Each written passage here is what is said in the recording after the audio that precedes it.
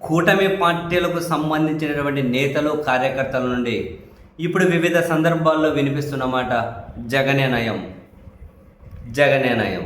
తాజాగా కూడా ఇదే మాట కడపలో ఒక జనసేనకు సంబంధించిన రైతు నాయకుడి దగ్గర నుంచి వినిపించింది.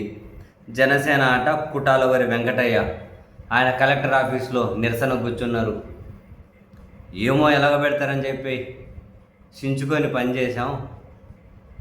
అధికారంలోకి వచ్చిన తర్వాత 2 ఏళ్ల నుంచి కొన్ని సమస్యల మీద తిరుగుతూ ఉన్న రైతులకు సంబంధించిన సమస్యల మీద అసలు దేకినో లేరు, పట్టించుకునే వాళ్ళు లేరు.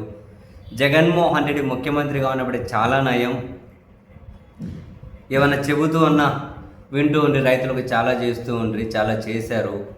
ఇప్పుడు ఏరుకోరి ప్రభుత్వం తెచ్చుకుంటే ప్రయోజనం ఏముంది అని జనసేన కండువా కప్పుకొని కలెక్టరేట్లో ఆయన నిరసన కూర్చున్నాడు. ఈ ఫోటోలు ఫుల్ సర్క్యులేట్ అవుతూ ఉన్నాయి.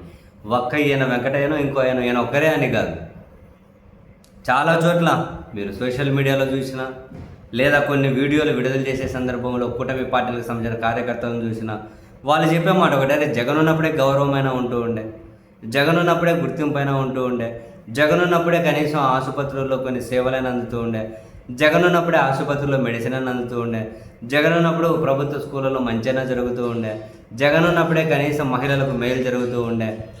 మొత్తం ఇవే వినిపిస్తున్నాయి, జగన్ ఉన్నప్పుడే నయం, జగన్ ఉన్నప్పుడే నయం, జగన్ ఉన్నప్పుడే నయము అని చెప్పి. ఇప్పుడు అటువంటివి ఏమీ కనీసం గౌరవం దక్కట్లేదు, పనులు దక్కట్లేదు, ఏమీ జరగట్లేదు. ఏదో ఏరుకోరి తెచ్చుకున్న కూటమి ప్రభుత్వం అధికారంలో ఉంది అనే మాటే కానీ తీవ్ర వేధింపులకు గురవుతున్నాం, అవమానాలకు గురవుతున్నాం, పనులు జరగట్లే, రైతులకు మేలు జరగట్లే, విద్యార్థులకు మేలు జరగట్లే. ఎవరికి మేము ఉద్యోగులదే అదే మాట, ఏరుకోరి తెచ్చుకున్నాం. రైతులది అదే మాట, మహిళలది అదే మాట, ప్రజలది అదే మాట. మరి ఇప్పుడు ఏం ప్రయోజనం?